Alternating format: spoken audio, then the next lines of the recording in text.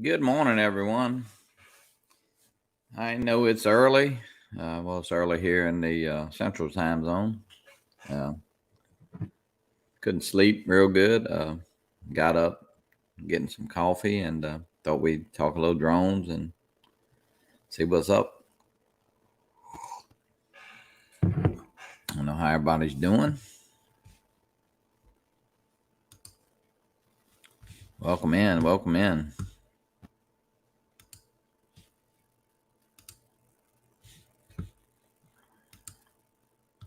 I want to thank everybody last night for watching the Fly for Fun show. Man, what a great guest Randall Warnes was.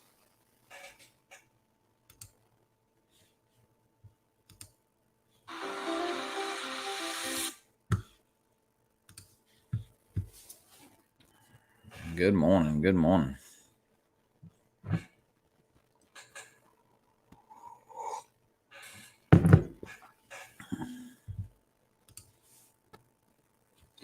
Michael Blade, what's up? I know it's early, buddy. Yeah, Mike, it really was a good show last night. Man, Randall was, man, he was amazing. Sometimes I guess as I'm getting older, you kind of wonder about the younger generation. But I'll tell you, with young guys like that at the helm of some companies, maybe it's not too much to worry about. 35 years old, and man, he's got great vision, and you know maybe it's a day of age where the social media, uh, somebody that's kind of grew up with that in their lifetime, stepping forward. Yeah, okay. What you? I don't know, Mike. Well, I'm hope you're okay. Surgery. Hope it was something that you get over fast.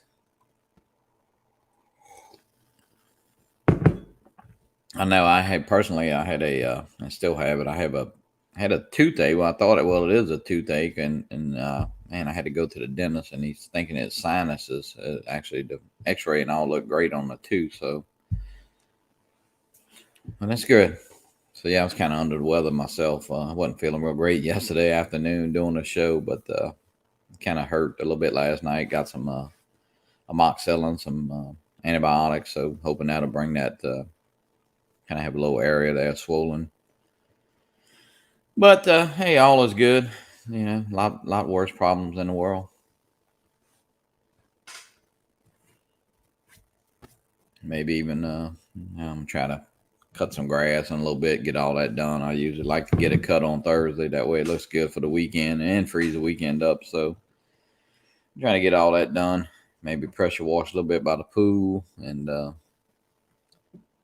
just do a few things around the house today.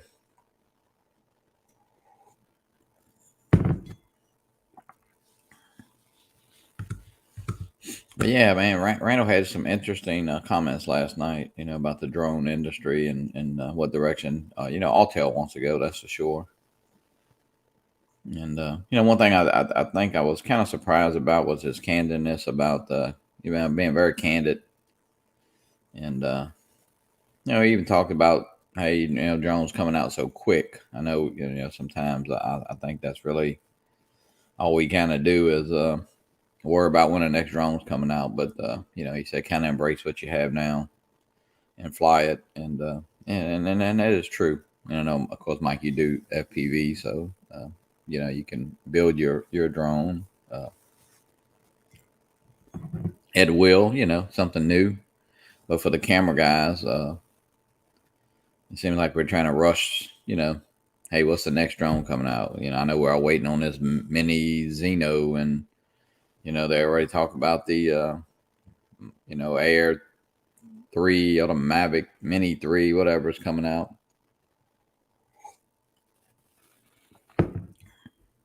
Yeah, he does. He definitely does. Very enthusiastic and very candid, about his questions. I mean, he said he answered, even on that, they did a survey, and he said he personally went over 5,000 responses. Uh, So that's crazy to think that somebody would do that nowadays. It's kind of like when a doctor comes in the room. He's about to, he's in there about 45 seconds. Seems like so. But yeah, it was fun. Great show. Great show. And Bill Thomas had a good show after with Coast to Coast Drone. So it was a fun night. I was, when you kind of have somebody like that on, you kind of course, you want everything to go good, and you know, we kind of usually show some videos, and we asked the Part 107 questions, but we kind of just kind of went the way the show did. I didn't know how long Randall would stay, but man, he stayed actually in over an hour. So we just kind of went the show, the direction of the show, and man, it was just such a great. It was just a pleasure to be on with him. Sometimes you get kind of nervous about having somebody like that on, but he was just like one of the guys, and that's what's I think really good about the whole drone community. I know I got a text from Mark Fisher right after, saying what a great show it was, and so good morning, what's up? And if you want to come in, I'll post the link in the chat here. If you're not doing nothing for a little while, or anybody wants to pop in, you're welcome to. Blind Neil, good morning. Gerald Coleman, nice to meet you. I don't know if you're new here, but welcome in. Yeah, we were just talking about that. If you want to pop in, I'd love to have you.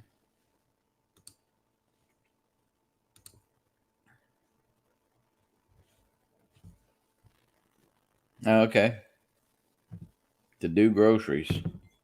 You must be from New Orleans, because over in New Orleans they say they make, they make groceries. So, I always used to tell my aunts, hey, if you can make groceries, you don't have to go buy them. So I see you're going to do groceries. That's a little different, but yeah, that's funny.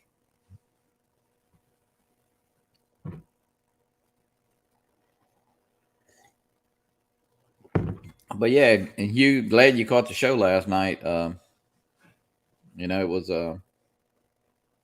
definitely I say different. When you get somebody on there, usually you ask questions and kind of get the attorney type answer, But man, he was very candid about his answers, and and of course everybody, the big question was, I got a lot of questions before. Hey, is there a mini? Is there many? Is there something else coming out? And I don't say he said it, but if you listen to all the undertones, yes, they have something in the works. Whether it be a mini or either an Air 2 type drone, Air 2S. I mean, we talked a little bit before we got on, and yes, he knows that they have to get some drones, Autel drones in people's hands. So he couldn't answer that question. I don't think like he wanted to, because maybe they're working on it, but it's coming. At least we hope it is. Yeah, very down to earth. You're right, Blind Neil. You couldn't get more, much more candid than he was. That's for sure.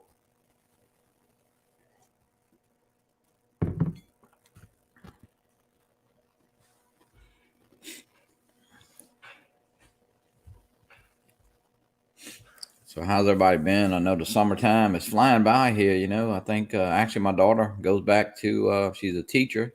The teachers report today here in Louisiana, well, in our parish anyway. So yeah, the summer has come and gone for the teachers. I think the students go on the 10th, whatever day that is. I'm not sure what day the 10th is. So yeah, summer has come and gone.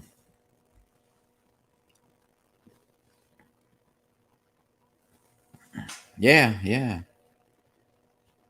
Actually, we got a little, they say cool front. I don't know what that means, but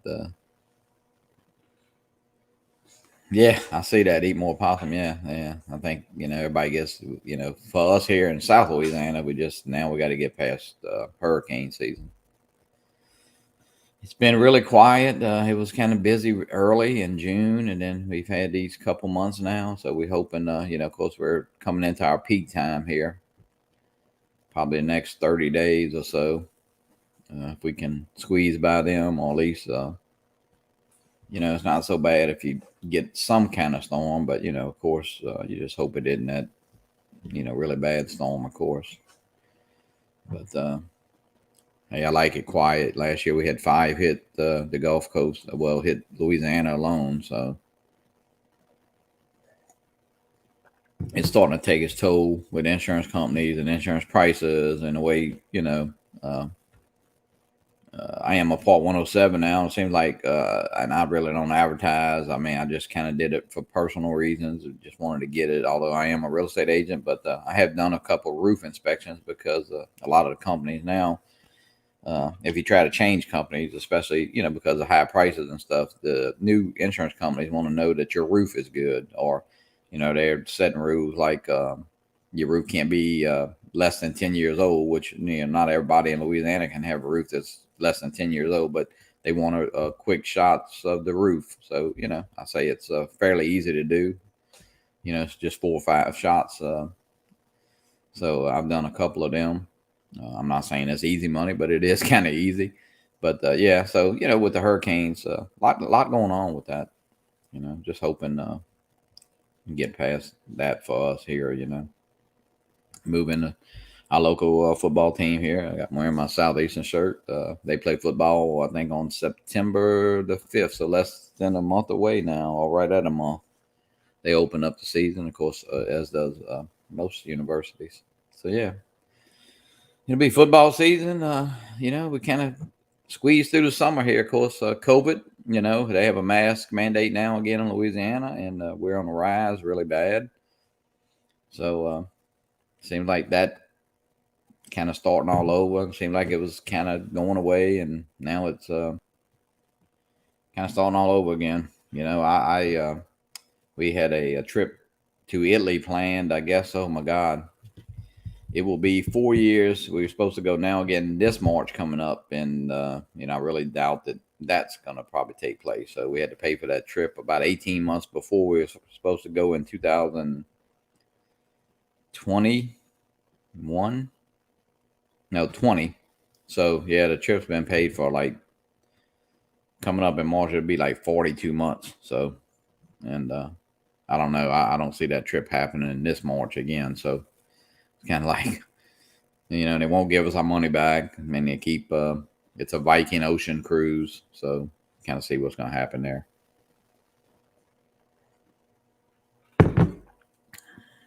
Yeah, if anybody wants to hop in, you're welcome to. Got the link in the chat there. You get tired of listening to me here. I just couldn't sleep real good, and got some coffee and thought I'd come on this morning. What's everybody got planned today or the weekend? If you're going to do some flying. I don't know if you saw that Hubsan released a little promo video on their little drone. Supposed to be coming out. They actually did an unboxing, but they cut a video down like 20 seconds and show the drone in a little case, and so it looks pretty neat. But that thing's been ordered since I think March the I think it was March the 9th I ordered mine. So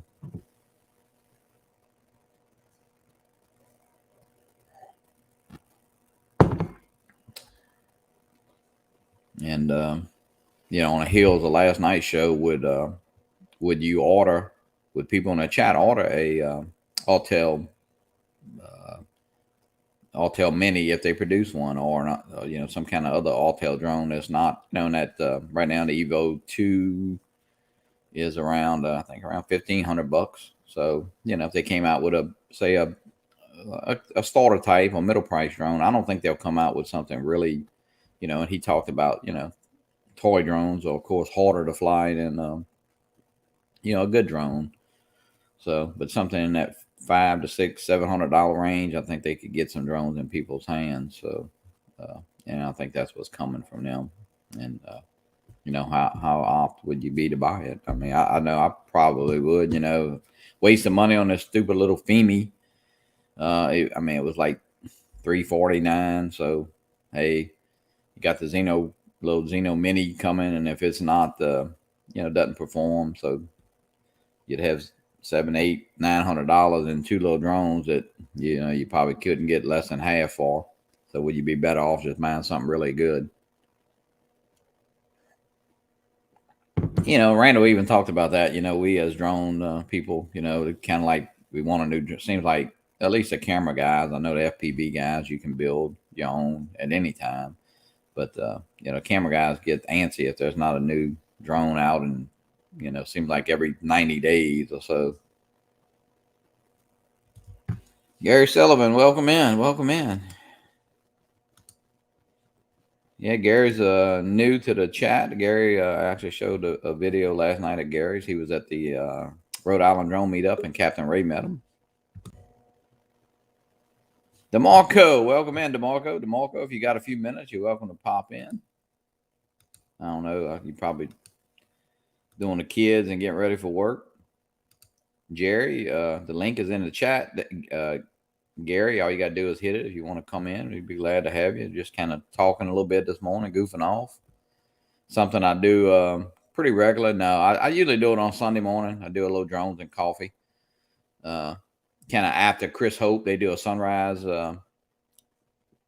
crew. They start off in New York, and then they work their way down different parts of the country. Those 5 guys, not all of them do it every Sunday, but after Chris Hope, the last guy in Texas, I usually do drones and coffee. And Rodney Bell does a Saturday morning show. It's Rodney and Friends, so that's a great show to watch on Saturday morning. Yeah, I hear you, DeMarco. I hear you. I understand. Been there, done that. Getting the crew together. Well, I had 2 daughters, and it was pretty easy. As they get older, that's for sure. Oh, TJ. Hey, Johnny, how are you this morning? Oh, I'm just kind of hanging out. What's up? Just chilling, having my coffee. Do you mind if I have myself a little breakfast while I'm chatting with you or whatever? Because I can get some stuff in my belly. What you eating there? I got Pop-Tarts. Oh, I love Pop-Tarts. I just can't do them now on my diet. I know. It's so crazy, man. Like, I was at the gym yesterday, man. And I seen this guy. He literally had a 6-pack, and I said, "Man, what is your secret?" He said he tells me, he goes, "I eat very well. I eat very well." Like he had an accent. I'm not sure what nationality he was, but he spoke with an accent. And I told him, I try to, I told him I try to eat well too. But there's just so much good food on the face of this planet. It's hard to stay away. But I gotta. Oh man, I know. It's like here in Louisiana, that's all we do. It's like, what we gonna cook? My son-in-law, he asked yesterday, what we cooking for the weekend? But it's just how it is. But no, look, I went to the I go to the doctor every I think it's December, yeah, right around Christmas. And so last year I went, like it was about 2 weeks before Christmas because of your normal physical. Mm-hmm. And I stepped on that scale, and when she read it, it's like, oh shit. So, I made my mind up right then that January the 2nd, I wasn't going to start a diet through, through Christmas and all that crap. Right. So January the 2nd, I started, and as of today, I've lost 41 pounds. So, hey. Golly, man. Like, I'm down to 163. So, I was 204. Yeah, I mean, you haven't met me, but I'm short, and I already got the bald. I got the, that being Italian, you got to be short, fat, and bald, and I had all 3 of them. I know that's right. So I still have I have 2 out the 3, but no, I don't feel much better. But man, it's so hard. But you know what? I've done Atkins, in Canada, keto and Atkins, and all I really do is meat, egg, and cheese, and yeah. So I walk every day. Do you have a little bit of Italian in you? Just a little bit. Oh, okay, that's cool. 100%. That's all. Heck yeah, because originally you're from Louisiana, so I didn't know what what you had, like, Yeah, but Alfonso. Yeah, there's some Spanish that, of course, they spell it PH, but no, my mother was my grandma, and they both came over from Palermo, Italy. And matter of fact, my grandma never even spoke English when she died in 1970. I mean, she died when I was young, but she didn't speak English. And actually, all my moms, they had 14 of them. My mom had 14 brothers and sisters, and when they all got together, they've never hardly spoke English, you know. oh, oh So hell. yeah, Hold on, Johnny. I gotta get my charger. Hold on.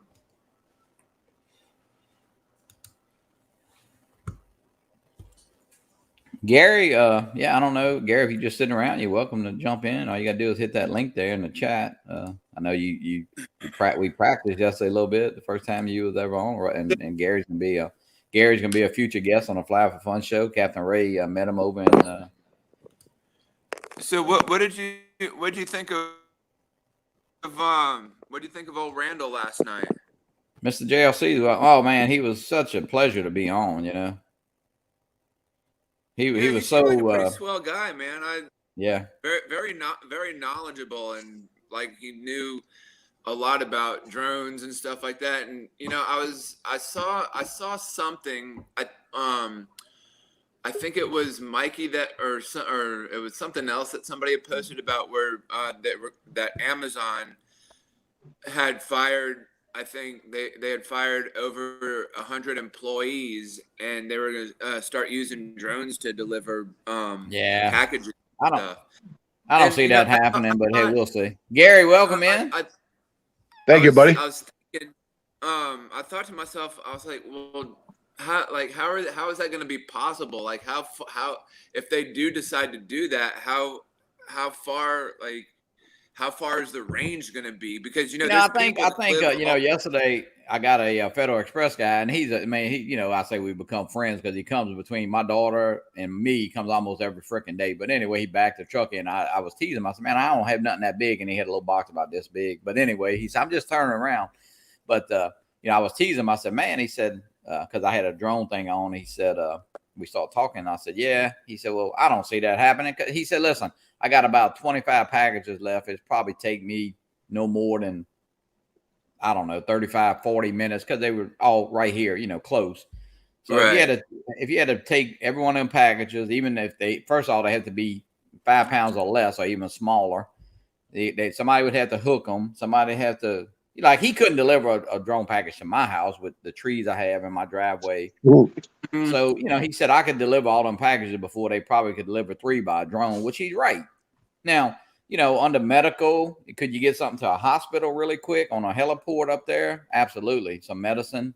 Could you do something like that? I think that's where they're going to come in. Now, listen, could be wrong. Of course, they've been talking about the cars driving themselves and the trucks driving themselves. But hey, I don't know. Gary, what do you think? There's no way they can do it, Johnny. Like you said, if they're on an island or something and they happen to be right across the way, they may get to a heliport. But unfortunately, with a drone is a man-made machine, and with a man-made machine comes errors.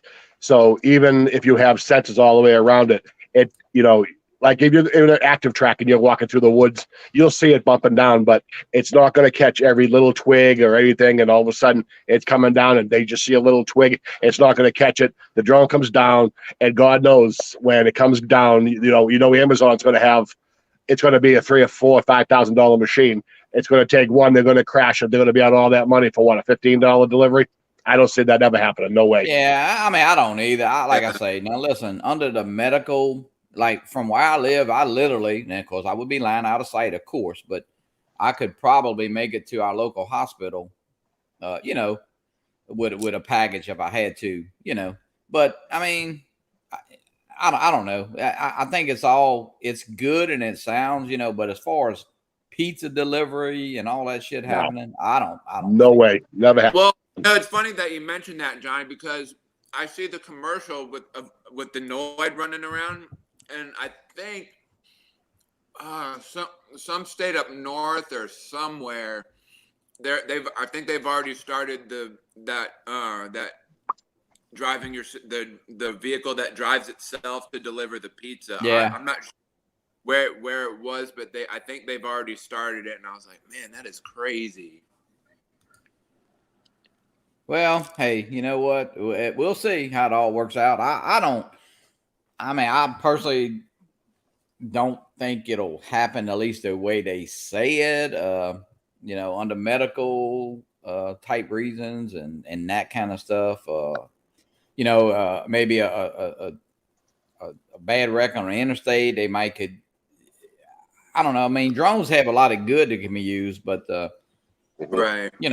Search and rescue for, and they're doing so much stuff with the power inspection, the lines, and I think there's so much good, but as far as just, I mean, most package, you think about a package you get, I mean, how many of them are very, very small? I mean, yesterday I got Sam's. That's what the guy I had ordered. I get that chicken breast. It's kind of like tuna, but it's chicken breast in a can. And that little package was about, I don't know. It's, it was heavy just for a little small package. There ain't no drone going to carry that package, Mm-hmm.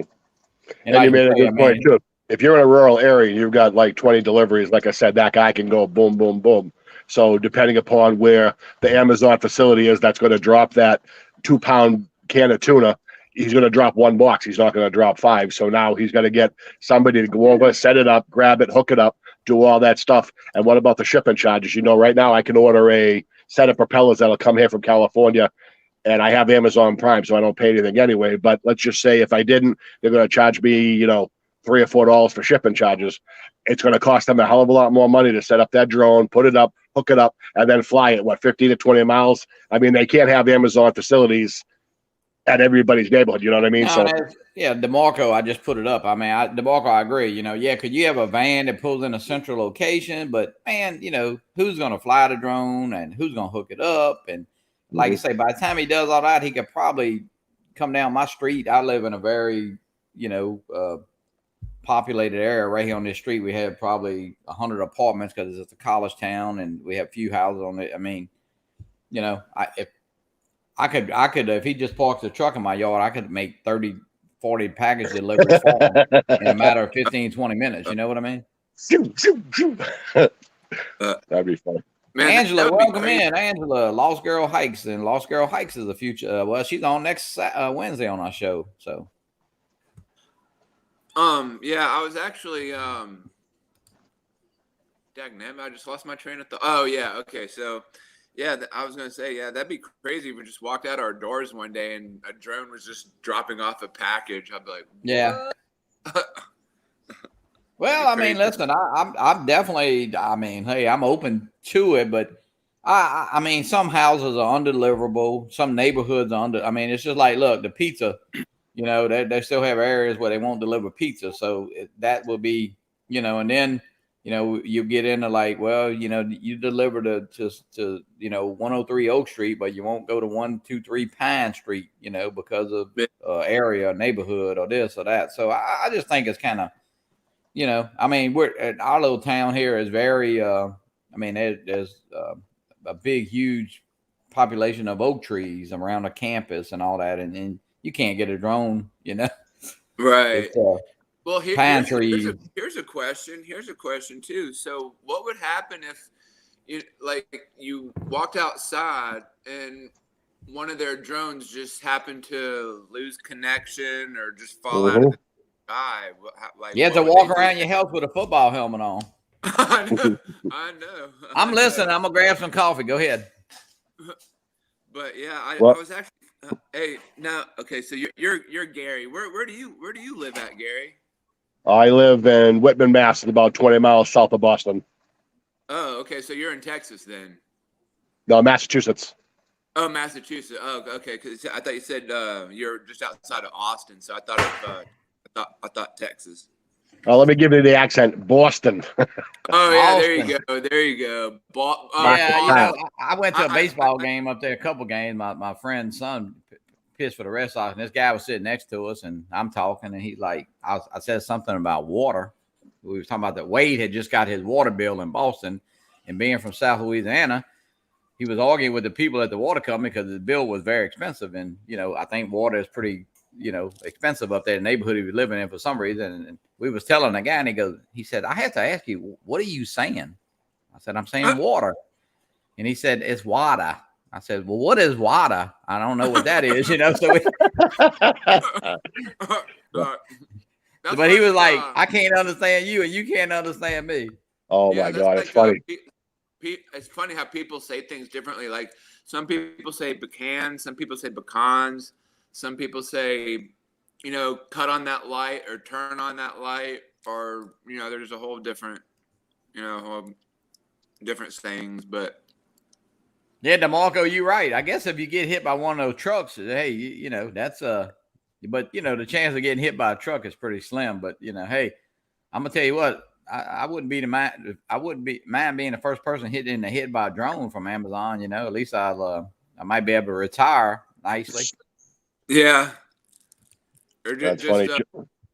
like if that happens, you could always sue them, and then you'd be like have millions of dollars or whatever. Johnny, you said you lived down in Atlanta. Who me? Who, I me? live in Louisiana. Oh, Louisiana. No. Okay. Yeah, I'm at the, if you look at a map, you'll see I-12 and I-55. I'm at the crossroad, Hammond. Nice. It was Yeah, funny that so you mentioned that because we go down every year. My sister-in-law has timeshare all over the country, but she's from Rex, Georgia, and she's got that Southern brawl. So we go down and she has some timeshare in Tennessee. So up Yeah. at Cape, we have up in the mountains up there, Smoky Mountains, and there's almost looks like you want to call it like a fire tower, but it overlooks this dam. It's right on the Tennessee, North Carolina. It's absolutely gorgeous. So I send the mini out there, and I was out there buzzing around, and I'm talking to her like I'm talking now with this thick, heavy Boston accent. So there was a woman there, and she says, "Can I ask y'all a question?" I said, "Sure. What's up, hon? Where y'all from?" I said, "I'm from Boston." I knew it. I love that accent. Everybody you talk to down there, it's funny. Yeah, it's funny. Here it's very diverse because even I mean, I know I have an accent from Louisiana, but man, if you go down south to the Cajun, like if you ever watch Swamp People, the guy Troy on there, Yep. They put that guy's they put subtitles because he's hard to understand, and I even have trouble. Sometimes you got to think, and it's like if the LSU football coach Ogeron, everybody talks about him sounding like the Cookie Monster, but he sometimes I have to like listen to him and then kind of comprehend, and I'm used to it, and but yeah, it's and then you go down to New Orleans, they have a whole different set. So yeah, it's funny listening to him talk. He'll be in the boat or whatever, and they'll see the alligator and they'll say, "Shoot him." Yeah, and it's funny because I don't think he had any dentures, so you listen to him. He's like, "Shoot him, Elizabeth! Shoot him, Elizabeth!" yeah. Oh my God, that's too funny. Yeah, because actually the guy Bruce on there, and then Bruce is from Ponchatoula, he's from Hammond, and he's a big guy on there, and he, and my son-in-law is a police officer here, and Bruce's son-in-law, matter of fact, he was on duty 2 days ago, and they came. He runs a K9 unit, and he come ate with us. We had some extra shrimp and stuff we fried. So, but that's his father-in-law. So yeah, it's but Bruce is different from Troy and them because I said we don't have his heavy accent here. But anyway, so Gary, what do you think about the live streaming? That was one of your first shows you watched last night, or was that? Yeah, actually, that's what I wanted to talk to you about. I mean, I know that Randall was like, he seemed like he was a little bit iffy, but I wish he had given more of a time frame if they're going to come out with a mini, or maybe a little bit more specs of what the drone's going to actually do. I mean, well, I don't, it. I mean, he didn't want to. I mean, he can't. He eventually will announce it, I'm sure. But and I think it's coming out. I just don't. He's got to do the political thing, and they'll do it right in time. And I think when they do announce it, they'll have the drones. Basically, it's not like this Hubson thing that we're ordered one. I think March the 9th, and here it is coming up on September. So they I don't think they need the money like a Kickstarter type program like Hubson. I mean, they saying they're going to launch a drone, send you the money, and then we'll build it. Where I think once Autel announced it, and he knows. I think we talked a little bit about pre-show. I mean, they need some drones in people's hands because right now they only really have 2 drones to buy. We're really almost one, the Evo 2 Pro, and so they got to get some drones out. But he knows, and they could easily tap into there's a lot of like we had almost 60 people in, and I would say probably 55 of those 60 would buy a mini Hubsan, if not Hubsan, Autel, if it was good, and I have no doubt it would be good.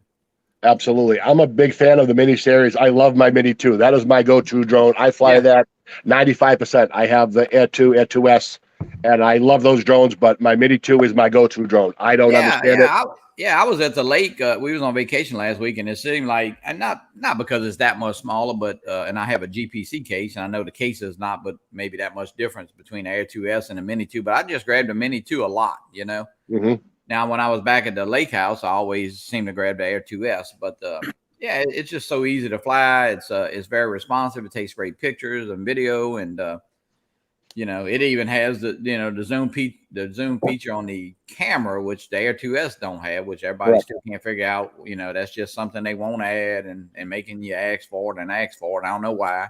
Can't explain it. But you know, so yeah, I think that you know, when that Autel, you know, look, he's only been there 60 days. So, you know, you can't blame him for something they did. Like, you know, I know people was asking about the stress cracks, and, you know, stress cracks come from being rough with the drone, taking it in and out the case. It can be how you land. It could be your environment, or it could be the drone, you know, and they've taken care of most of that problems. I think, you know, that people send them in or so they're not trying to run from that.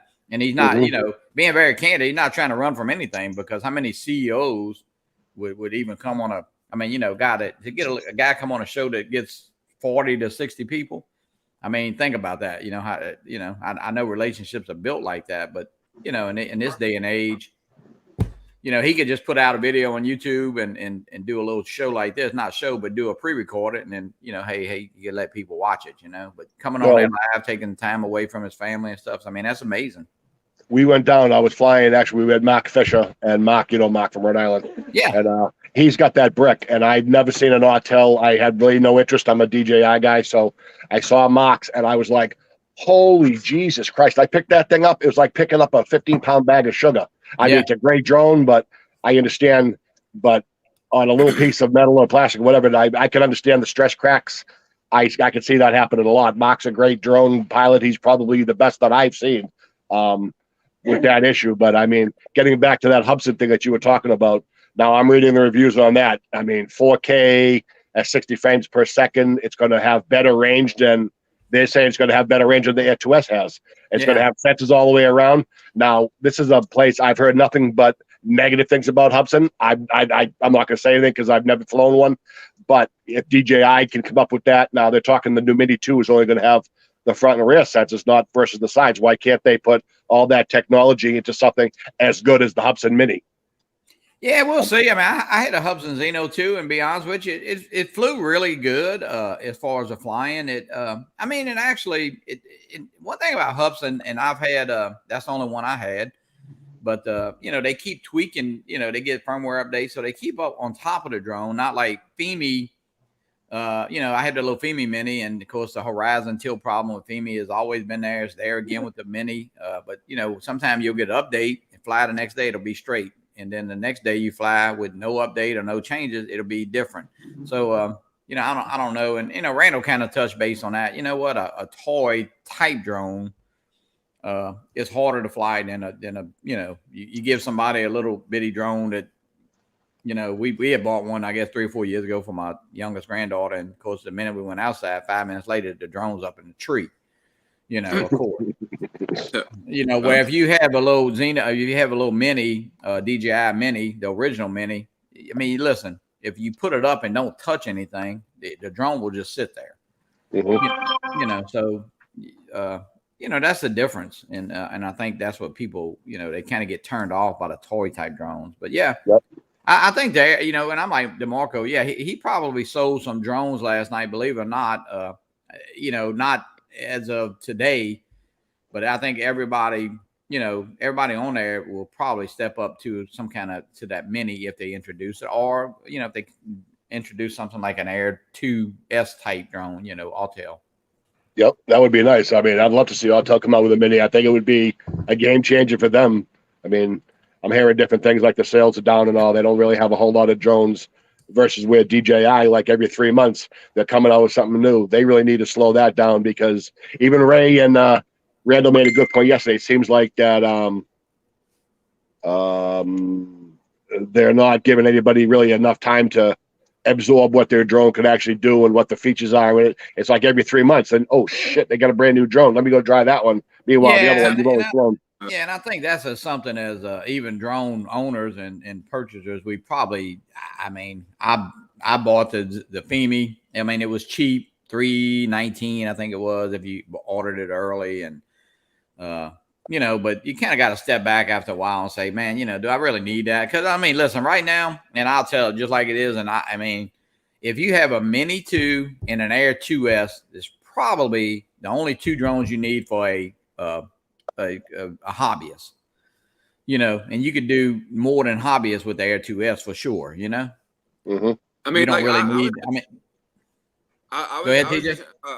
I was just out yesterday, and I fly my Mavic Air 2 more than I fly my Mini 2. I mean, don't get me wrong, I do love my Mini 2, and I fly that sometimes too.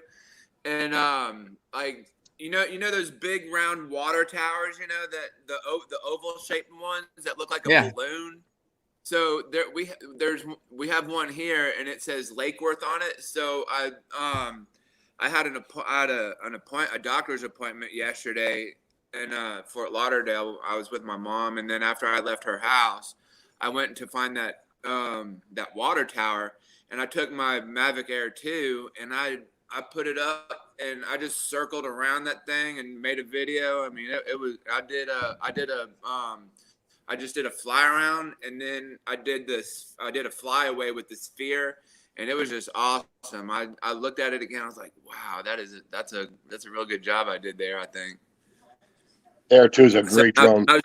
I was actually trying to post it on YouTube, but I got to figure out, because I think like something with the memory or something like that. Like I had the memory card in the drone, but then I was trying to download it, but I need to try to shorten the video because I guess it was too long to post or something, so I got to shorten it a little bit. Yeah, it's fun though. You know what you can do with these drones are amazing. I think a lot of times we don't even appreciate what they can do. And I mean, that's like Randall said it. You know, it's just amazing. And you know, sometimes we don't. I don't say we're thankful for what we have, but always kind of like you know, you want more. You know, I tease my grandkids. You know, if we're swimming, they want to be bowling. And if you're bowling, they want to be swimming. Or you know, if you're here, they want to be there. So yeah, we're kind of like that in a way. You know, as drone owners. It's crazy, man, because you know, like being Italian, like my family, they always tell me, be thankful for what you have. Be thankful for what you have. Yeah, well, the drones are amazing and what they do right now. I mean, you know, right. it's a flying camera. You know, basically is all it is. And you know, I mean, to you know, you could literally film. I know Mark Fisher. You know, Mark's in the really heavy commercial type stuff, and you know, you could film a commercial with these drones, even with a Mini 2. You know, if you're a good editor. I mean, I'm a really crappy editor. I just use iMovie. I use something simple. And, you know, when you look at one of my little videos I put up, it's just a little simple stuff to share with people. I'm not trying to say impress people, but man, you know, you got guys that edit for 5, 6, 7, 8 hours on a 10-minute video or even less to make it really look good. And that's hard work, you know? Yeah, Mark is probably, other than the fact he's probably one of the nicest guys I meet, but I've watched, when I first started flying, I had this, $1,200 drone. I had no idea what I was doing. So naturally everybody says, start watching YouTube. And Billy Kyle was the first one. And I started doing, the remote, keeping it close. And I'm not the best flyer in the world, but I can actually hold my own, but he does well. I think Mark is probably the best videographer that I have seen as far as videos. Fantastic. Absolutely the best I've seen anyway. Yeah, you know what's amazing though? Right after you film something, or right after you watch it, like we was at the cabin lake house, whatever it was, and you get back and I was downloading all my video, and it just seems like, God, why was I and I had it most of the time on center mode, of course, trying to get, go slow and just go even slower, because you don't realize, how fast you turn and and it jumps, really easy, so just take your time, and Yep. enjoy it, so, but, and everybody's got their own style, like the way they like to edit and the way they like to even shoot, or the way they like to fly, but just, hey, just fly safe. I mean, people worry about the rules so much. And, we talked about that a few minutes about, really the battery technology. I mean, people still worry about, there's two things they, if you meet somebody that doesn't fly a drone, the first question they're going to ask you is how far will it go and how high will it go? And basically how long will it fly, or whatever. But, you don't really have yeah, to. I mean, well, that's the thing. Like the first time you get a drone, just start low. Don't be like taking it up as high, or don't fly it out right away. Just get a feel for it and just see what it can do. Like go out into an open field, and just start like medium high, and just circle a few times, fly it. Oh yeah. And just get comfortable with your drone first, and then Absolutely. and then go out and do whatever. Yeah, I mean, one of the first things I do when I fly, I'll take off, go a few feet up, I go left, I go to right, I go up, I go down, and then I kind of send it a little bit, just make sure your drone is all responsive, and of course all your your satellites are hooked in, and just be safe. I mean, you definitely can listen. Most of the time, you're not going to hurt nobody for sure, but you're also going to hurt your feelings when you lose that drone. Yeah, Oh, yeah. You gonna Yeah, be, and Gary, you lost one, right? Oh, Yeah, God, I'll tell you. No, I'm talking about Gary. TJ, hold up a second, wait. Yeah, actually, my wife and I were flying down here in Plymouth where the Mayflower was. Right. And the Air 2, I had that thing so pre-tuned. I mean, just a jab of the sticks. And I have not yet, between the yaw speed and the pitch speed, I haven't done it with these other 3 drones that I have. I cannot get them to where I have the Air 2S. But I had just begun flying, but I figured I'm going to grow some balls, and I started flying. And I was probably about 2 miles off the coast, and I was chasing a boat, and all of a sudden it says, return to home. I was like, oh, hell no. I was watching, and I'm chasing this boat, and I'm flying. All of a sudden, I was probably up maybe 100 feet over the boat, and I saw another boat go the other way. So I spin around, and I start chasing him, and I'm like, blah, blah, blah, blah. So this probably went on for another 4 or 5 minutes, and I'm not even thinking. I said, plenty. So after it kind of got boring, and I said, all right, well, I'm up 9,500 feet, whatever it was. I looked down, I get like 22% battery. I said, oh, this is not going to end well. So I put in sports mode. I started flying home. So it's going 38, 37, 34, 24, down to about 6 miles an hour. And I was about still 1,200 feet, and then right into the water. Oh my God. I'll tell you, it hurts. Yeah. Man, I was gonna say, I got one of the oldest drones that ever came. Well, I don't know if it's like the oldest. Maybe it could have been one before that, but I got the GoPro drone, and I brought the thing down to Michigan with me for Thanksgiving, because my wife's parents live down there, and mind you, it was cold during that month, and I wanted to show, like, at first, my family was telling me not to bring it, but so I brought it anyway, because I wanted to show everybody, what and whatnot. And so, like, I went and I was outside flying that thing, and my hands were cold. I didn't have any gloves on, and there were some trees like off in the distance, and I hesitated, and next thing I know, a tree got in my way. That drone crashed everywhere. Blades were breaking off. The camera. TJ, that thing, the karma will kill somebody. Now that'll definitely kill you. Yeah, I think so. I'm just gonna. It's got a mind of its own. Now that's a self-flying drone. Yeah. Oh, yeah. Well, I mean, it does have a control, but it is hard to control, and the blades are like huge and long. Yeah. So if I can't sell it, I'll just hold on to it for like a trophy or something like that. Mark said, I don't know if I could do this or if he can help me do it, but he said I could turn it into an RC car. I don't even know how that would. Oh, really? Possible. Yeah, I don't know how that would be possible. Well, if anybody could do it, Mark could probably do it. Yeah, that would be pretty awesome if I could turn it into an RC car. That would be awesome. Yeah, it's fun though. The drones, man, it's just incredible. The I mean, I've been in, and Gary, I'm sure through the years, and TJ, you're still young, but as you go through stages, you do different hobbies and different things. But man, the drone community and the drone hobby is definitely something that, I mean, I can see myself sticking around a long time in that, and I do have my Part 107 now, and I have done a couple little commercial jobs, and I didn't get my license for that, but it's just so much fun, and even on vacation, my kids, my son-in-law, now he wants to get into FPV a little bit, but and some of the shots we got on vacation, man, it's just incredible, It's amazing what they do. So you already have your Part 107 license, Johnny? Yeah, I passed mine about probably about 2 months ago. Oh dang! Was it hard?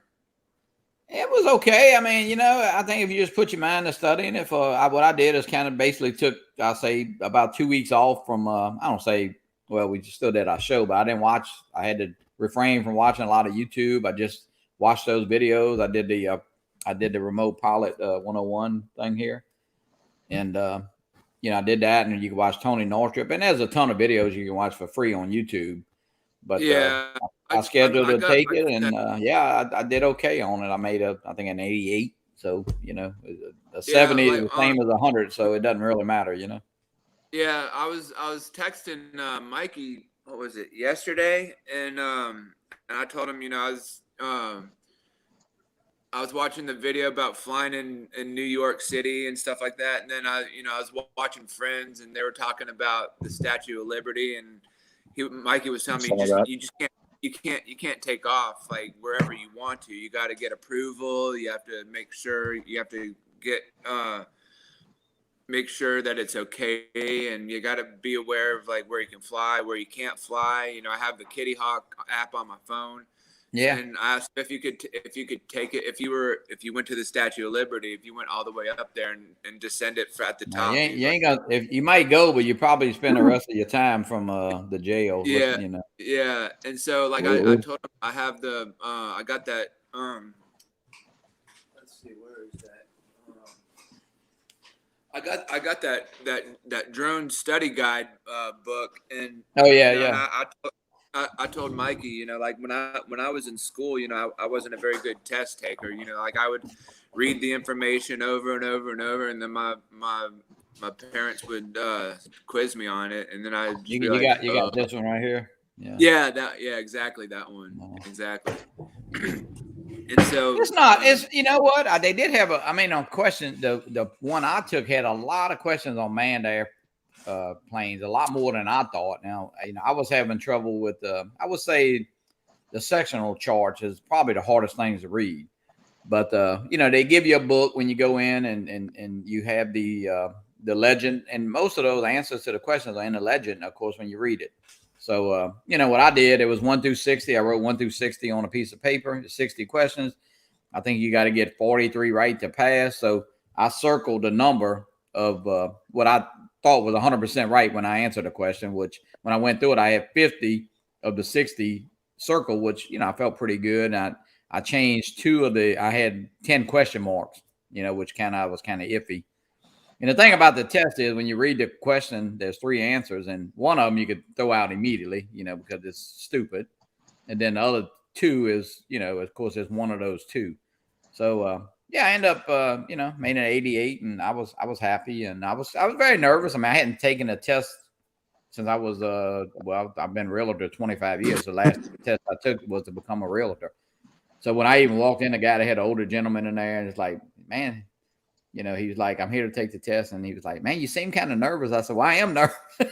And he said, he said, just, he put you in a little cubicle, and you got, I think, 2 hours, or it's a little bit more than, I think it's 2 hours and 10 minutes to take the test or something. And I took almost, I don't know. They had a very young guy in there. He come in to take a pilot's test or something. And man, that dude, he was in there like 25, 30 minutes, and he was out of there. And it's like, and I don't know how many questions was on the test that he took, but anyway, I'm like, I was only up to about maybe like 15 or something. I said, damn, so, but anyway, and then I went back and checked all my answers, and hey, and then, cause like on a realtor test, when you take that realtor test, the minute you hit the last question, it pops right up. Okay, you made this. But on that one, you had to go back out of the testing center, and the guy, you give him the paperwork. You have to give him the if you hadn't used any scrap pieces of paper, and you have to give the book back, and then he prints out the thing, and it's like, oh, did I pass? Did I pass? He said, well, I got a printer yet. I got to hit print. So it's kind of. But it was, hey, it's really not that hard. I think, anybody, if you got a good general knowledge, that book doesn't cover everything, but Remote Pilot 101, I think it's $99 and it's good for lifetime. And then I mean, I have the recreational. I got the recreational license, but like Johnny was saying, if you're going to start flying around like in big cities and stuff like that, then you definitely have to have your Part 107 for sure. So, well, they talk about the YouTube, being monetized for YouTube, and somebody could get you, what went down with Philly Mike and the FAA and all that kind of stuff. And, you just try to avoid, and listen, if most of the time, if you fly by the rules, you'll never have a problem. It doesn't matter if you're Part 107 or if you're flying as a hobbyist. I mean, just follow the rules. Oh, okay. Johnny, I'm gonna throw my 2 cents in here. As far as that goes, that was just plain stupidity, and I don't care who gets back to him or not. First of all, you're not supposed to be flying 6,000 feet, and if you're gonna do something, you don't broadcast it all over YouTube. I mean, that was I'm not. Yeah, I mean, listen. You can bring stuff on to yourself. I absolutely. And and it's like here in the United States. I mean, a lot of people worry about the 250s. I mean, they're so focused on the 250 drone. Well, it's not a big deal here. Just spend your $5 and register your drone. So if you can get a little bit better drone. I mean, the 250 is great, but there are certain times. Now, the Mini 2 flies great in the wind. The original Mini was hard to get up sometimes when it was real windy, but now the motors are more powerful and so you can fly those drones, but hey, the Air 2S is really, it's almost the perfect drone. Yep, so, I agree with that. You don't really have to be the Mini. Now, other parts of the country, it's a big, the 250, and I know in Canada, it's a big deal for them. And so, we're thinking in the United States because I'm from the United States, of course. But, you don't, I think you can probably have too many mini drones. If you scale down your fleet to only that, then, you may be cutting yourself short, because, but you can have the Mini 2. It could really be the only drone that you have, especially if you want to just fly for a little fun and get out there with your grandkids and take some great shots. I mean, you could do a lot with that drone.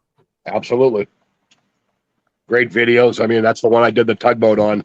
That Ray Kelly was making a huge deal. I said, Ray, I didn't do anything but just chase a little boat, but he loved that drone. I mean, he loved that video, but that was with the Mini 2. Like I said, I do everything I chase or film is 99% on that drone. I love that thing. I don't know why. I'm just obsessed with the Mini series. Makes no sense, but one of my buddies was talking to me about with my Mavic Air 2. He was like, man, you should, because how the Air 2S and the Mavic Air 2 has the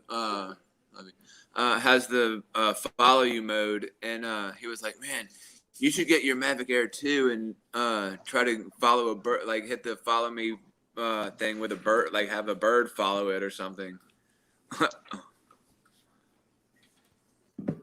Well, you know what though? Hey guys, just have fun with your drone. That's the biggest thing. I think a lot of times we all focus on, like, I know, and look, the drone shows. I mean, and Gary, I don't know if you had a chance to look at that sheet. There's a drone show every, basically you can watch almost all day if you want to. Not between the live streams and stuff, but God, they spend some time and learn that drone.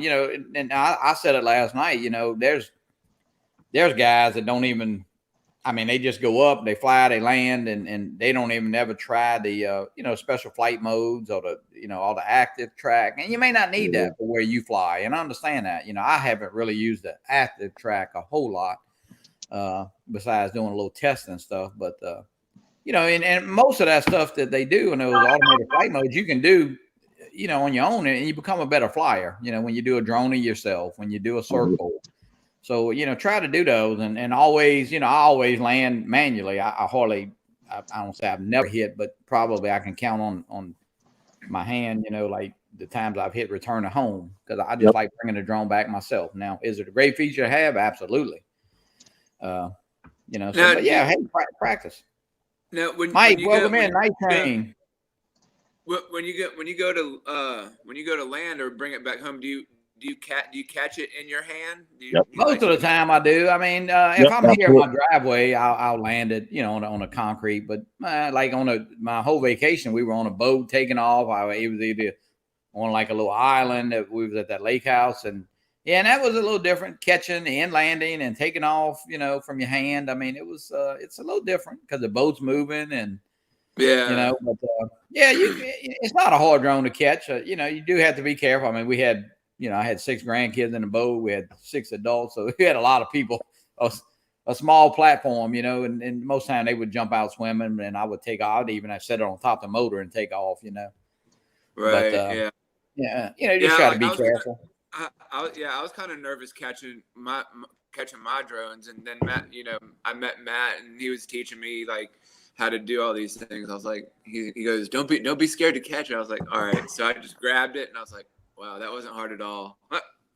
Matt Bagwell, welcome in. Good morning. I know Mike, Matt, it's early. It's not but 7:00 here. So I was kind of got a little tooth thing going on. I had to take some antibiotics and I didn't sleep real well. And it's like, man, so I got up and I get up early anyway, but it looks like we got I got a beautiful day here. I'm gonna try to get some grass cut and do some pressure washing by the pool. But I had a few minutes. I figured I'd come on and just I want to thank everybody personally for watching the show last night. Man, it was a great show. And if you didn't watch it, catch the replay. It's up, and I think we already had over 200 views. So, Randall was. It was just a fun show to do, because sometimes you get a little nervous about, hey man, I got this CEO on all, but he was so, he was just one of the guys, and I think that's how he wants to project himself, and that's what he did, Yeah, he's going in with the mentality that he's a drone flyer, not such a CEO either. You know what I mean? You got to reach out to the drone community as a human being, and not like, he was very personable and he did a great job on the show. Dave, welcome in. I'm glad you're awake, Dave, out there. And yeah, he did, and I mean, we talked a few minutes before, because it's like, Gary, we do the show every week. And I think, we had Billy was supposed to be on a couple weeks ago and Billy had to cancel a couple hours before. And then I think, the next week I had somebody else on, and, there was a little couple Ray had met in Florida or something, and they had to cancel. That's when I did my one from the lake house. And it's like I sent the link to Randall, I think, I don't know, the night before last, and just want to make sure he got it. And I didn't hear from him. I said, man, if this guy canceled, people going to think I'm just putting people names up there to get viewers, but anyway, he did respond about right before. And it's like, and he had responded to Ray. Ray's the one that got him, and Ray's great at getting guests because, Ray called me. I was getting ready to ask. I didn't know who found. I don't know if you found him, Johnny, or how. Well, he was on Ken Dobo's show, and that was like he had just become CEO probably about a week, and I think Ken knows him, of course, and but I thought he was very candid, and then Ray and I talk all the time. And Ray said, well, he gave his email, so Ray said, hey, what if you think? I said, hey, if you email him and he wants to come on, hey, I'll be glad. I mean, it's no big deal to me, and. Yeah, I said if he said yes, and he did, so he responded very quick to Ray, and and Ray's not afraid to. I mean, we've had Kelly Shores on, we've had Ken Herron on, and now Randall, and so I always tease with Catherine Ray. We're gonna have Elvis on pretty soon. I can tell you that because he's not afraid to ask. So Ray was the one that found Randall. Yeah. Well, he gave his email address. He gave it again last night, and Mark Fisher. I think Mark had, he helped sponsor or gave some giveaways for the Rhode Island Drone Meetup, and he's, he made the same promise to Ray and I last night. Of course, Ray had said it a couple weeks ago when Ray, Ray asked him, and he said he would sponsor. Now I don't know what sponsor means. I mean, I don't know if it's free pen, huh? Free pens. Yeah, well, Pretty- pretty- I think he'll probably do a little more at that point. I mean, I think he's very new. I mean, he's only been there basically 60 days. And so, I think, I'm hoping he sends some T-shirts and may even give us a drone. Who knows, but hey, anything is better than nothing. Last year at the South Florida Drone Meetup, it was just all self-support, of course. And Ray and I talked about, doing something like if everybody, say, brought something to give away, kind of like an exchange type thing, because everybody that was there last year kind of walked away. We had probably 50. I don't know, we had 50, but we probably had 40 different we had some landing pads, we had some T-shirts, people had brought Stevie from Capture Life Connection, Sean Oz brought some stuff, I brought some stuff, Justin at Drones 863 probably had 20 prizes, that he had some landing pads, and so it just kind of turned out everybody had got something. Ray had some hats from his adventures with Ray Kelly. We had a couple extra hats and stuff from the meetup that, Ray didn't make any money off them, but he donated them. So, we'll do something like that. And it's fun, and if you go through your bag, if you've been flying drones long enough, I got stuff sitting on the table, I guess, that I probably ordered that I've never even used. So, maybe bring them. We can do an exchange type thing or something like that, Yeah. Because you'd be surprised the stuff you accumulate, that you really, you order, you don't use. And I mean, SD card, I mean, what's better than getting an SD card? I mean, it's $14-15 and that's a great little giveaway, Absolutely. No, like I said, I belong to there's a few other drone groups up here in Massachusetts and New England I belong to, but a friend of mine said, you should try Rhode Island. As soon as I clicked on Rhode Island, I said, I know I'm hooked. This place is great. Mark contacted me. As soon as I hit that button and I was accepted, Mark private messaged me. He says, hey, Gary, if you got any questions, blah, blah, blah, here's my phone number. I said, all right, Mark, here's my phone number. He called my phone within 30 seconds. We chatted on the phone like we were best cousins for 5 years or something. And ever since that time, he says, you ever had a question about a drone? I pick up that phone. He's there, always answers the phone. Mark Fisher is absolutely the greatest guy as far as I'm concerned. He's just, putting that whole thing together. They're just a really, really down-to-earth. Yeah, he is. And, Mark, the minute the show ended last night, I got a long text from Mark, saying how good it was. And I had even thought about getting Mark, and I just didn't know how the show was going to go. And sometimes I had asked Ron on because he does have the Evo too. So I wanted him to, kind of, because I want to be honest with Randall. I don't own an Autel. And so, but yeah, Mark enjoyed the show, and, he gave us some insight on a couple questions. And I think Randall, he probably answered most of the questions that were going to pop up anyway before they were asked. I did ask him about that entity list from DJI, not so much about, I wasn't so worried about, you just hate that politics can, you don't want somebody say, well, Autel can be thrown on that list just because of politics. And look, I'm not taking up with DJI. And I understand, right. I understand that, listen, what's more evasive than this thing? They know everything about you, So, a DJI drone, and they didn't find anything against them, but they put them on that list because of human rights violations. Now, they might be paying some younger kids, less than they should, and they might be staying 8 or 10 people to a dorm instead of 6, and that's something they could take care of immediately, So, and then the chip, we asked them about the chip shortage, and we, it's real. I think the COVID had a big thing with that, with excuses at first, and then you go from excuses to reality, and then now you may be going back to the COVID's peaking again. I know here in Louisiana it's running rampant again, and so I don't know about but yeah, the drone community is great, and Gary, yeah, it is so much more than just a drone, because you need I have a this MacBook that I bought. I don't know, it's not, but maybe 2 or 3 months old now. It's an Air with the M1 chip, and you need a good computer to stream if you're going to stream, or you need a good computer to edit. You need a good phone or tablet to fly with. So it's just the drone is it's just one part of that whole video that you see put up.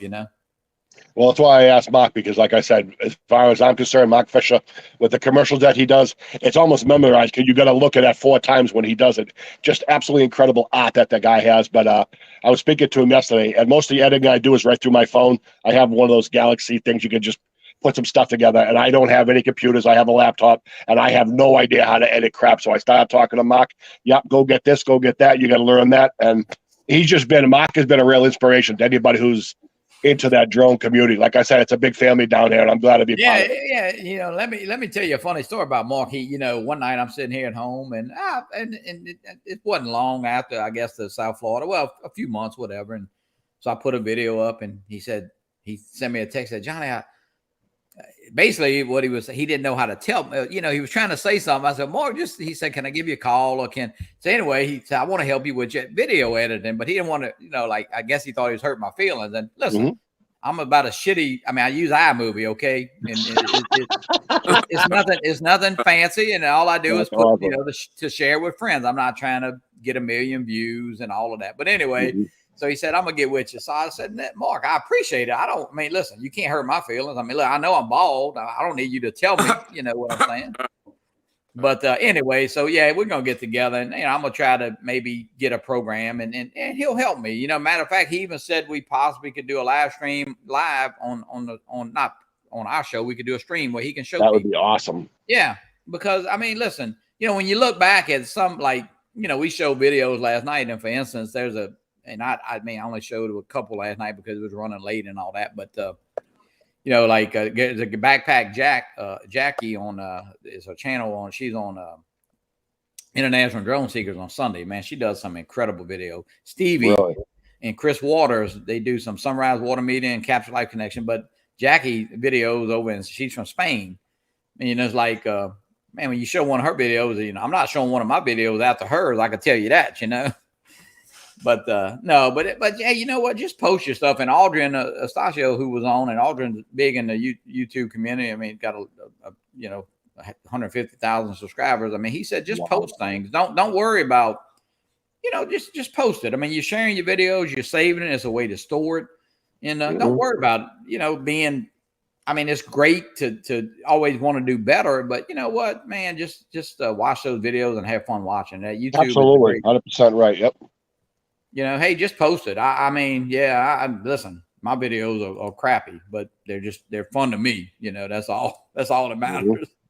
Absolutely. Yeah, the very first video I posted on YouTube was I was at the beach, and there were people all over the place and everything. And, you know, and Matt kind of told me, well, he was kind of thinking about it, but then he was like, it's his first video, you know, like let him post it. I'm guessing, like, you know, just was kind of like, you know, just saying it was his first video. I mean, I know you're not supposed to fly over people or cars. So, you know, he just let it go. And so now I know from now on, you're not supposed to fly over people or cars, or if you do, make sure you have your camera pointed up or whatever. So hey, just post those videos, man. Look, iMovie is great. You can actually make a little iMovie look pretty cool, but you know, there's so much. But you know, you got to have the right computer, and you know, if you want to sit there, I personally don't want to sit there and edit, you know, for 2 hours to post a 5-minute video. That's just me. Now, some people wouldn't post a video unless it's edited, you know. So, Johnny, I sent you 2 videos. I know you got the tugboat. Did you get the other one of the drone chasing that commuter boat? Yeah, I do.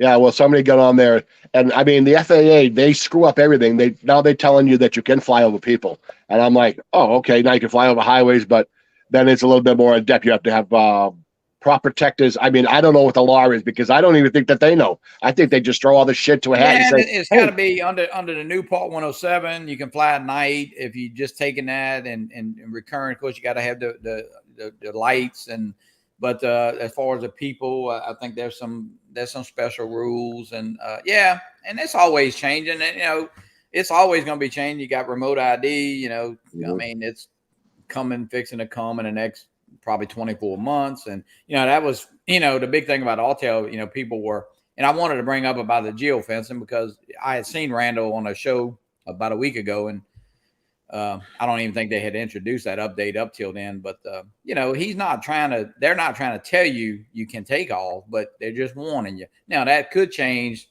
you know, if the FAA tells them, hey, you got to make this live, and they cannot take off. But listen, if you can't take off from an airport, you can't take off from an airport. I mean, you know, common sense. That's just common sense right there. Well, yeah, but if you got a drone that doesn't have that, then yeah, you can. And a lot of people bought the Autel because of that. Even under a certain, if you got a DJI drone and you're a fire department or police department, you may not even be able to take off at the geofence. So you have to think about that. So this may sound kind of stupid or whatever, but like I was trying to wonder why you can't, but I think I know the reason why you can't take off from an airport is because there's all the satellites and it'll interfere with the plane pilots trying to take off. And no, it's just you could bring down a plane if it hits literally. Oh yeah, that too. Or if it gets sucked up inside the engine. Our little local airport here, they do fly Black Hawks out of here. They do some stuff on the coast down here, and those Black Hawks, of course, when they take off, you don't need no warning on the DJI drone because they rattle the windows when they take off, and they're not very high.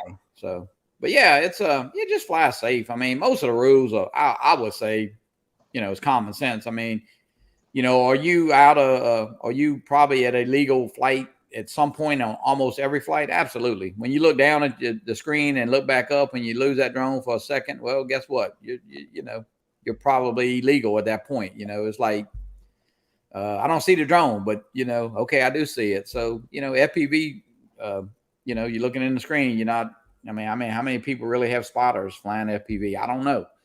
But hey, do what you're supposed to do.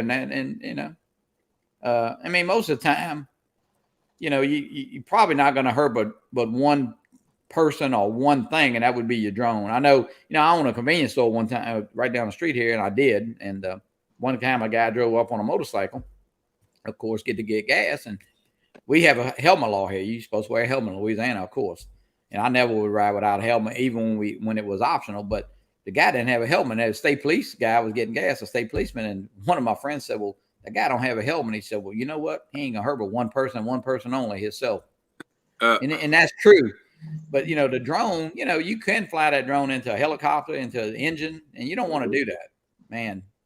That would set the whole drone community back. Like Randall said last night, those spikes against drones, the bad news gets 50 times coverage as that guy that found that lost person, with a drone or a kid. That's true too. Absolutely.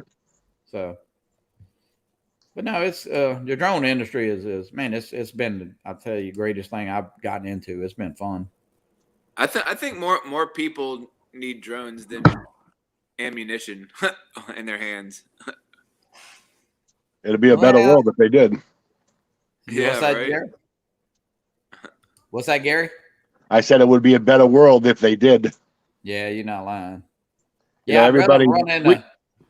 We fly local here in the park, and we got me and my buddy that we're flying. There was a bus over there training, whatever. So I had the drone, and I was like just following. I took off, but then I come over a park, and I was probably 50 feet up. Hey, Jerry, hold up.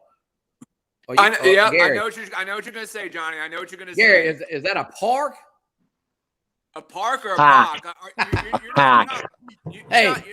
not parking your car. Hey, what's in here? Is this coffee or coffee? Coffee. I knew it. I had to get you, Gary. As soon as I heard that, I knew what you were gonna say, Johnny. I was like, because I heard it too, and I was like, I know he's gonna correct him. No, man. It's funny how, but no, it's man.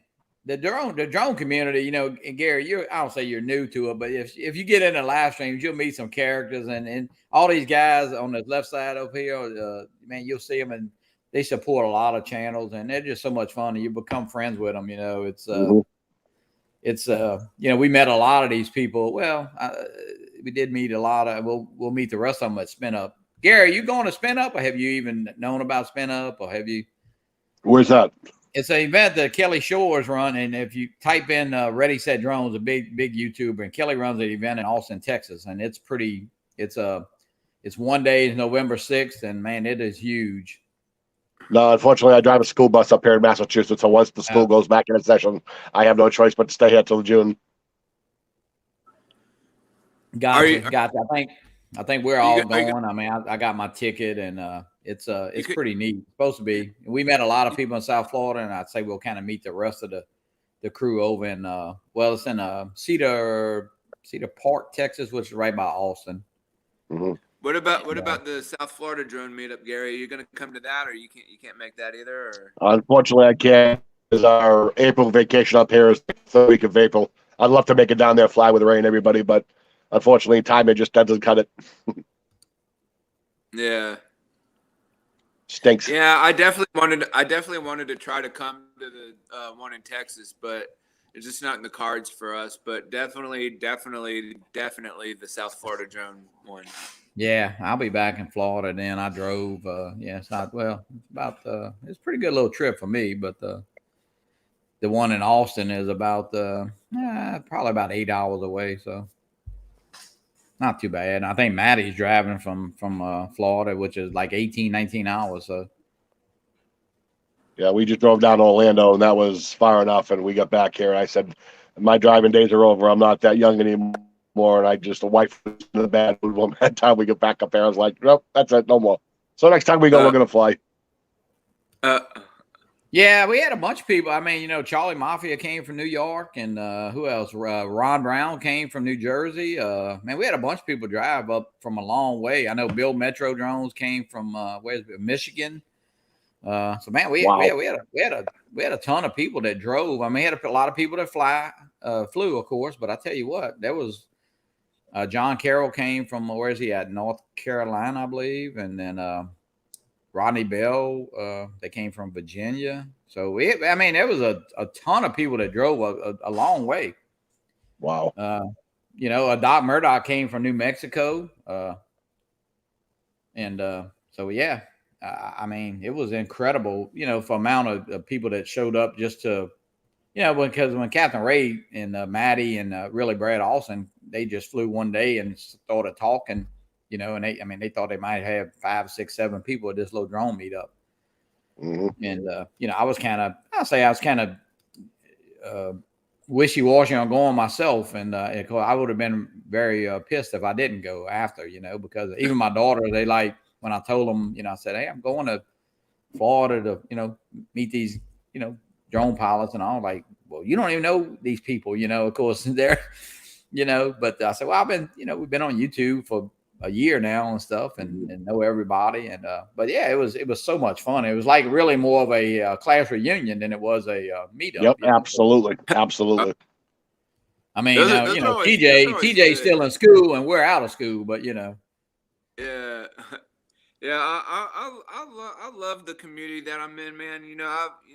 Like I told Mikey and Matt and everybody, I'm glad that I met some real good quality, genuine people. I mean, the community that I'm involved in is just really awesome, and everybody's just so nice and helpful. If you don't know something, feel free to reach out and ask somebody.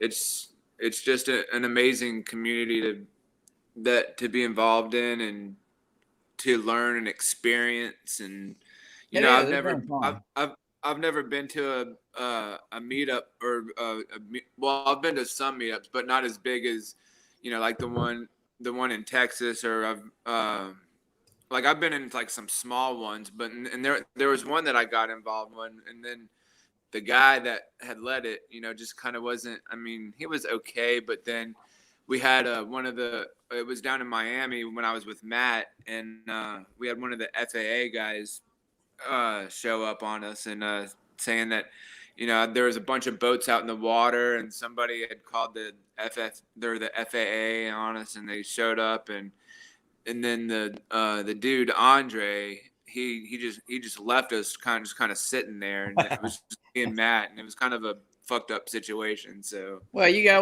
to be aware of the people you're flying with, because just because they do something, but it's kind of like I'm sure Mark, that's a big thing with that Rhode Island drone. I think Mark kind of lays the law down. Hey, you know what, if you're gonna fly with us, or at least at an event, you're gonna fly right. And right. I mean, it's definitely it's nothing that, I mean, you don't want to take that lightly. I mean, those drones, I mean, you know, you think that Mini 2 can't hurt somebody. Hey, fly it into somebody's head or eye or something, you know? Right. What did the FAA? What was the FAA call for? What was the issue with them? Like I had my Mini 2 out, and I was flying over the boats and stuff, and my friend Matt, he just had his like along the shoreline or whatever, and I guess somebody decided to be an asshole or whatever, and like they saw it and be like, oh, you can't be flying over da.